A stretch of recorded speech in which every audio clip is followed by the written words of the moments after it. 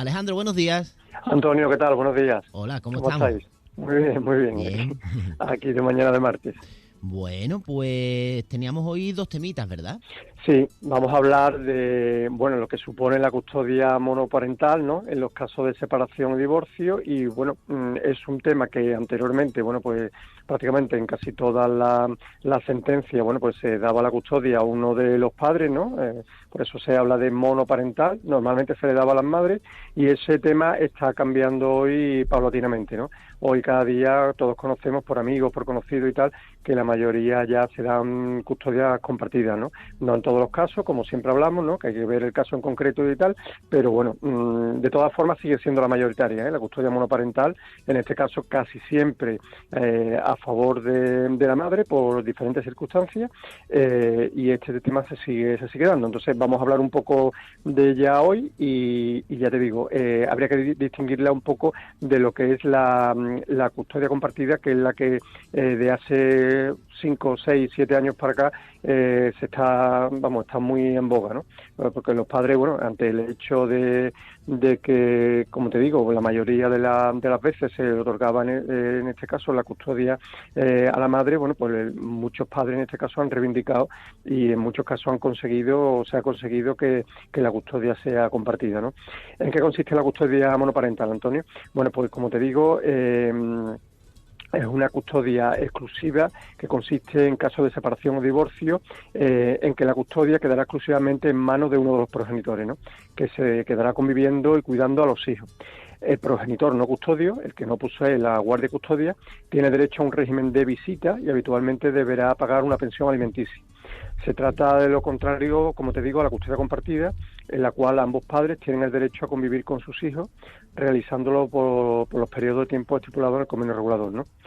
Como te digo, la custodia monoparental, tradicionalmente la guardia y custodia monoparental ha sido a favor de la madre, ¿vale? Por lo cual ha sido una custodia monoparental materna, ha sido la opción mayoritaria, si bien, como te digo, en la última década el porcentaje de custodias compartidas concedidas cada año está creciendo, ¿no? Tenemos datos del Instituto Nacional de Estadística, del INE, en el año 2020 se otorgó en España la custodia monoparental en el 58,4% de los casos, ¿no? Uh-huh. 58,4%. Retrocediendo con respecto a los datos de años anteriores. Del total de custodias monoparentales o exclusivas, en la inmensa mayoría de los casos fue otorgada, como te digo, a la madre, por lo tanto es una custodia materna, siendo minoritaria la guardia y custodia monoparental a favor del padre, custodia paterna. La custodia compartida, sin embargo, en este año 2020 representó ya un 41,4%, ¿vale? Con lo cual se equiparan bastante lo que es la custodia monoparental a la custodia compartida, se están equiparando bastante. Los datos que tenemos son, ya te digo, del año 2020 y, bueno, pronto tendremos ya los del año 21. ¿Qué se puede ver? Una de las preguntas que nos hacemos, Antonio, es que si se puede participar en las decisiones cotidianas del hijo, aunque no tenga su custodia. Por ejemplo, imagínate que yo, padre, pues no tengo la custodia compartida, o sea, no tengo la custodia de mi hijo, tengo la guardia, o sea, tengo la patria potestad, pero no tengo la guardia custodia. Lo primero que tendríamos que hacer es ver la diferencia entre eso que hemos estado comentando, ¿no? Lo que es la guardia custodia por un lado y la patria potestad por otro. Aunque mucha gente cree que es lo mismo, no es exactamente lo mismo. Lo voy a explicar brevemente. La guardia y custodia consiste básicamente en el derecho a convivir con el hijo, Uh-huh. ¿vale? Y la patria potestad se basa en todos los derechos y obligaciones que poseen los padres sobre los hijos. O sea, que patria potestad tienen, en principio lo tienen los progenitores, los padres, y la guardia y custodia, en este caso, al que se le conceda, ¿vale?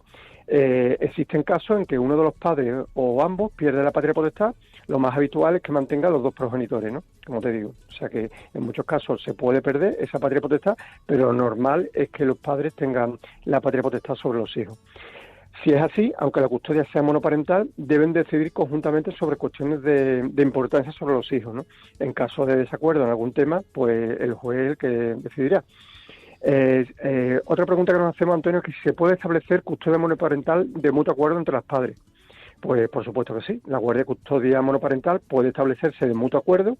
Los padres deberán expresar dicho acuerdo en un convenio regulador que posteriormente tienen que ser aprobado por el Ministerio Fiscal y ratificado por los interesados ante el juez, ¿no? Uh-huh. Serán los padres los que especifiquen los horarios de visita, aunque siempre basándose en el interés de los hijos. La cuestión es algo más complicada si existiera un desacuerdo, ¿no?, entre los padres a la hora de decidir quién de los dos tendrá la custodia de los hijos. En este caso, bueno, tendremos que ir a un procedimiento judicial de tipo contencioso, en el que se tratará de resolver la disputa entre las dos partes, ¿no?, donde cada parte defenderá su postura frente a la otra con el fin de conseguir la custodia exclusiva.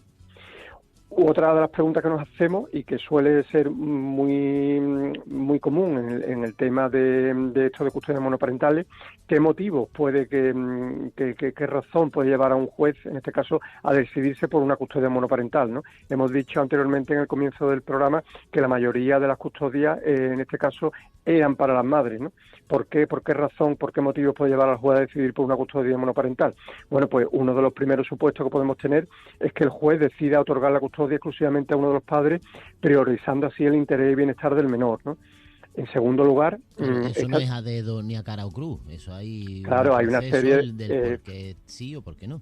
Efectivamente. En segundo lugar, esta decisión puede ser consecuencia de que el menor exprese su propio deseo o voluntad de ser custodiado, ¿no?, en exclusiva por uno de los padres. Este supuesto es válido siempre que el menor posea madurez suficiente y que sea mayor de 12 años, ¿no? Yo eso lo hemos vivido aquí en el despacho en muchas ocasiones, en el que el niño o la niña con 13 o 14 años ha decidido, oye, pues yo prefiero irme con mi padre o yo prefiero irme con mi madre. Bueno, pues en este caso, si no hay circunstancias excepcionales que sean muy convincentes para el juez, pues lógicamente en este caso el juez se va a guiar por la expresión, en este caso por la respuesta de ese niño, ¿no?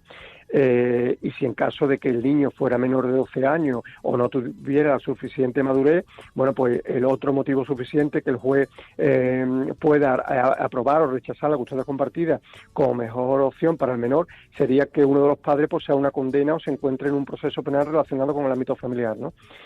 Por ejemplo, un presunto delito de violencia doméstica o cualquier otra o alguna otra condena de este tipo o de otro cualquier tipo, pues lógicamente le van a dar la custodia, en este caso, al otro progenitor, ¿no? Eso es obvio.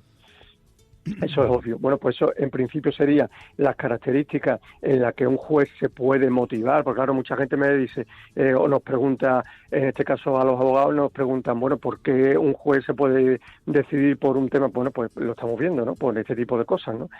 Puede ser, bueno, porque en este caso el padre o la madre también sea comercial y esté mucho tiempo fuera, en fin, pueden ser por una serie de motivos, ¿no? Y bueno, aquí en principio hemos dado los tres principales, ¿no? Que el primero sería que el juez decida otorgar la custodia exclusivamente a uno de los padres, priorizando así el interés y bienestar del menor, porque, por ejemplo, en este caso la madre sea comercial y tenga que viajar muchos días a Canarias o a Bruselas ¿vale? Pues entonces en este caso se lo daría al padre. Si fuera al contrario, pues sería a favor de la madre. Si el niño, hemos comentado también que si el niño o la niña fuera mayor de 12 años, tuviera una madurez suficiente y tal, y dijera a los servicios psicosociales del juzgado y demás que prefiere irse por afinidad, porque lo trata mejor o porque está más a gusto con el padre o la madre, pues lógicamente, y no hubiera motivo en contrario alguno, pues lógicamente el juzgado se valorará bastante la opinión de ese niño o de esa niña, ¿no? Y luego, por último, hemos comentado también que el juez rechazará la custodia compartida si hay alguna sentencia o alguna condena que se encuentre en un proceso penal relacionado con el ámbito familiar, ¿no? Pues lógicamente si la madre en este caso está condenada, pues lógicamente el juzgado le va a dar en este caso la custodia al padre, y si fuera al revés, pues exactamente lo mismo, ¿no? O sea, esos serían los motivos básicos. Como resumen, bueno, pues lo que hemos estado comentando, bueno, tenemos estadísticas del INE del año 2020 en el que la custodia monoparental sigue siendo prioritaria en nuestro país, pero bueno, se están equiparando bastante a las custodias compartidas, ¿no? Que yo creo que al final, salvo casos excepcionales, yo creo que es lo mejor en este caso, tanto para los hijos como en este caso para los padres, ¿no? Si se pueden compaginar y tal, yo creo que en este caso había una deficiencia en este caso con respecto a los padres, y yo creo que hay muchas asociaciones de padres y demás, bueno, pues es público y notorio, ¿no? En medios de comunicación, en asociaciones que se crearon y tal, que en este caso el padre se sentía perjudicado y demás y agravado menos, y con lo cual ahora yo creo que se está equiparando bastante, y muchos de los padres que tenemos aquí en el despacho a diario y demás, bueno, pues prefieren tener la custodia compartida, aunque sea más complejo y demás para ellos en el día a día, pero bueno, si tienen un trabajo normal, que no tengan que viajar mucho y que tengan unos horarios que se puedan acoplar bastante a los hijos, bueno, pues en muchos casos los padres prefieren tener ese tipo de custodias compartidas, ¿no? Y eso, ya te digo, eso es lo que se está dando últimamente cada vez más. O sea, ya te digo, tenemos estadísticas del año 2020, que era un 58 con un 41 de las custodias compartidas, pero yo creo que en el 2021 y el 2022 vamos a estar prácticamente en un 50-50, y yo creo que ganando el tema de la custodia compartida en los próximos años, ¿no? Eso con respecto, Antonio, lo que hemos comentado de la custodia monoparental en caso de separación de divorcio, y también brevemente te quería comentar una sentencia que hemos tenido hace unos días aquí en el despacho brevemente, y que puede ser interesante, bueno, por todo el tema del phishing y de todos los temas estos que está habiendo con pequeñas supuestas no, estafas y condenas con las entidades bancarias, ¿no? Te comento brevemente el asunto, ¿te parece? Sí, claro. Mira, bueno, aquí interpusimos una demanda por daños morales, y bueno, en base a que, bueno, pues esto es un señor que era es de origen ecuatoriano, trabaja en España, bueno, trabaja, pero ahora mismo se encontraba en desempleo, y este señor, un amigo, un conocido, le pide la copia del DNI, ¿no? Le deja la copia del DNI con la historia de que le iba a hacer un contrato de transportista y tal, y resulta que este señor, bueno, pues no le hace el contrato, se va a una entidad bancaria y prácticamente abre una cuenta a nombre de esta persona, ¿no? Él no sabía nada. Por eso, claro, Vale. ahí va el tema. Es que hasta eso lo sé yo, fíjate. Ahí va el tema. Es una locura. Totalmente. Bueno, pues desgraciadamente todavía hay gente que, bueno, con un abuso de confianza lógico y manifiesto, bueno, pues confió en esa persona con la historia de que le iba a hacer un contrato de transporte y tal, de transportista, se va al banco, se va a la entidad bancaria, le abre una cuenta a nombre de esta persona, saca varios móviles, ¿vale? Y luego, abre con las diferentes compañías y luego, lógicamente, pues deja de pagar, ¿no? Este señor, cuando empieza a ver embargos en su cuenta, reclamaciones por parte de... Porque, claro, lógicamente, luego las cartas de estas compañías de telefonía, pues le llegan a su domicilio, ¿no? Cuando empieza a ver esto, bueno, pues empieza a moverse y empieza a ver que esto de qué es, que quién la ha contratado y tal, ¿no? Bueno, este señor, pues, viene aquí a nuestro despacho, nosotros interponemos después de toda la información que este señor nos facilita y demás, bueno, pues hay un informe, pedimos un informe al Servicio de Reclamaciones del Banco de España, donde fue concluyente dicho informe y ha sido bastante importante para ganar dicha demanda a la entidad bancaria, porque, como te digo, el informe del Banco de España fue concluyente al señalar que la entidad bancaria no ha actuado con el rigor profesional exigible, y te hablo textualmente, desde el punto de vista de la normativa y de las buenas prácticas de uso financiero, pues no ha acreditado haber utilizado los procedimientos adecuados para verificar la identidad del contratante de la cuenta cuestionada, lo que tú estabas comentando, llevando a cabo la formalización del contrato de cuenta sin contar con la firma del titular de la misma. Claro, este señor va el supuesto impostor abre la cuenta a nombre de esta otra persona, y sin aparecer este señor, sin firma y sin nada, con lo cual, lógicamente, eso no se puede hacer. Pero bueno, se ha dado el caso, y no ha sido el primer caso, se me han dado ya algunos casos de este tipo, y resulta que, que se ha podido, en primera instancia se perdió, lo hemos podido recurrir a la audiencia provincial, y en la audiencia provincial sí nos ha dado la razón, porque establece el Tribunal de Apelación que el informe del Banco de España, como te he leído, a la vista, como es súper concluyente, no comparte el razonamiento del juzgado de primera instancia, ¿no? Y la sala destaca que no es equiparable la imprudencia que comete un particular, lógicamente imprudencia mayúscula, ¿no? Porque, como tú bien estabas comentando, dejar el DNI a otra persona sin saber lo que va a hacer, ni efectivamente, pues establece que, bueno, que la imprudencia que comete este particular, persona además de una situación de fragilidad, ya que se trata de una persona extranjera, de nacionalidad ecuatoriana, en desempleo y sin recursos, que ante una posible oferta de trabajo facilita sus datos a un conocido que resultó ser un desaprensivo, ¿no? Con la negligencia de una entidad bancaria a la que se presume el rigor en su quehacer, que es atendido por un personal cualificado y que no puede desconocer la gravedad de las posibles consecuencias de abrir una cuenta corriente a nombre de quien no es el solicitante, ¿no? Bueno, pues todo eso, la falta de rigor de ese profesional, en este caso era una caja de ahorro, exigible desde el punto de vista normativa de las buenas prácticas y usos profesionales, eso le lleva a la audiencia a hablar de una relación de causalidad que resulta incuestionable, no existiendo motivo para entender dicho nexo causal, ¿no?, entre el trastorno de la ansiedad que padece el actor solo se da respecto a la conducta del condenado penalmente y no de quien naturalmente es ajeno a sus maquinaciones criminales, ¿no? Uh-huh. Con lo cual el tribunal acaba dictaminando que se le confiera una indemnización, en este caso, por parte de la Caja de Ahorro al cliente de 10.000 euros.